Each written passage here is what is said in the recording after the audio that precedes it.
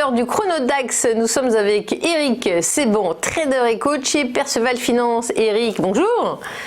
Bonjour Fabienne. Merci d'être avec nous. C'est vous le grand spécialiste notamment du marché allemand. Alors l'indice DAX, je parle avec l'accent allemand, moins 0,10%, j'ai vu, à 12 961 points. Quelle est votre lecture de cette bourse allemande ?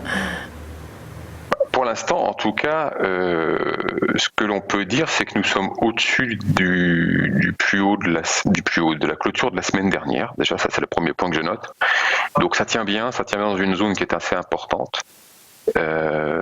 C'est la zone en bleu sur le graphique qui est une zone de pullback. En fait, ça a été une zone de résistance pendant un bon moment lors de la première reprise, la vague de reprise. Et puis maintenant, on est au-dessus. Et pour l'instant, en tout cas, on s'est posé dessus hier avec une bougie relativement significative, même si elle n'est pas non plus à mettre dans les annales, mais elle a une longue mèche. Ça montre bien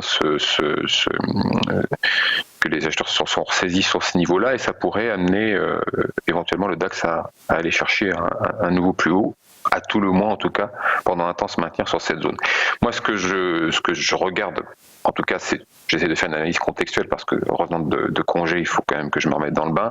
Ce que j'ai pu voir, c'est que globalement, le mois d'août a été un mois de hausse laborieuse, mais sans retracement, que l'amplitude entre le plus haut et le plus bas du mois d'août est équivalent à celui qu'il y a eu au mois de juillet, même si à la fin du mois de juillet, toute la hausse a été retracée. Ça n'a pas été le cas au mois d'août, et hier, à la faveur de la première journée, on est venu se poser sur une zone qui peut être une zone de support pour éventuellement aller plus haut. Alors, est-ce qu'on va aller plus haut ? Est-ce qu'on va retracer vers un double appui, comme ce que je vous ai matérialisé sur le graphique ? Moi, j'en sais rien pour le moment. Évidemment, c'est compliqué de faire des prévisions.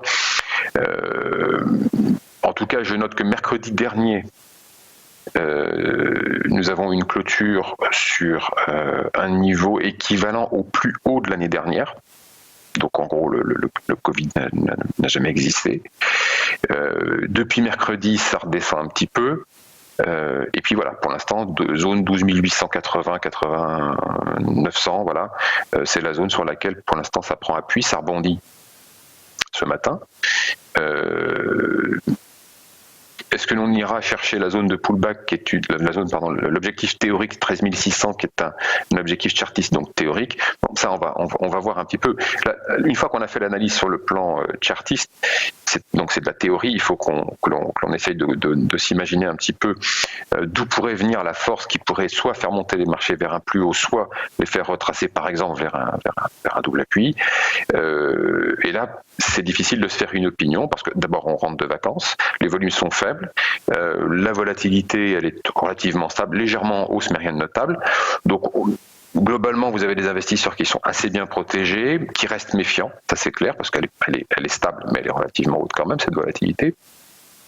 Je note également qu'il y a très peu de densité dans le marché, mais ça c'est normal, c'est le mois d'août. Alors par contre, je vais être attentif à l'évolution de la densité donc en ce début du mois de septembre. Ça va être très important, parce que si jamais elle n'est pas de retour, ça veut dire globalement, en tout cas je tirerai la conclusion que les investisseurs pour l'instant sont avec un manque d'intérêt cruel. Ça m'étonnerait pas, si vous voulez, parce que pour le moment, en tout cas sur le plan macro, on n'a absolument rien de nouveau. Donc on n'est pas dans une situation où on peut établir un nouveau scénario. C'est-à-dire qu'on est globalement comme avant les vacances, puisque on est exactement sur des plus hauts, que le marché est sans faiblesse, qu'il a montré qu'il pouvait rebondir sur une zone importante. Il est pour l'instant sur les plus hauts. Certes, la méfiance demeure, mais bon, enfin voilà, c'est pas quelque chose de nouveau non plus. Donc, moi, je connais pas la position ouverte. Je sais pas où est la force. Si elle est plutôt acheteuse, vendeuse, je peux pas me faire une opinion là-dessus. J'imagine principalement qu'elle est assez équilibrée. Et donc, par conséquent, la conclusion que je tire, c'est que un retracement, un gros trou d'air sans un catalyseur est assez improbable. Donc, dans ce cas-là, je continue pour trader à intervenir comme je le faisais avant les vacances, c'est-à-dire que je vais acheter les zones de support intraday en cas de repli pour viser une quarantaine de points, recommencer. Je ne garde pas de position overnight, évidemment, d'un jour à l'autre, pas question. Il peut se passer n'importe quoi. Donc le contexte est assez similaire. Par conséquent, je continue à travailler de façon assez similaire tant que je n'ai pas, si vous voulez, d'informations nouvelles. Et la première information qui pourrait parvenir, ça serait surtout sur les graphiques. C'est-à-dire que si on venait, je déclencherais sur le plan de Chartis une alerte si on cassait 12 200. Mais bon, voilà, pour le moment, c'est quand même relativement éloigné. Et le DAX ne nous montre pas et n'a pas,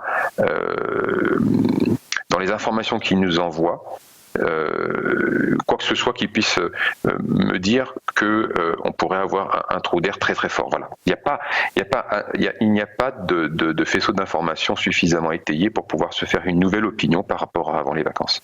Merci beaucoup Eric, c'est toujours intéressant de vous écouter. Je rappelle qu'Eric Sebran est trader et coach chez Perceval Finance. C'est beaucoup plus clair comme ça, merci beaucoup. Et on passe tout de suite à la séquence Market Movers avec un autre spécialiste des marchés. Restez avec nous.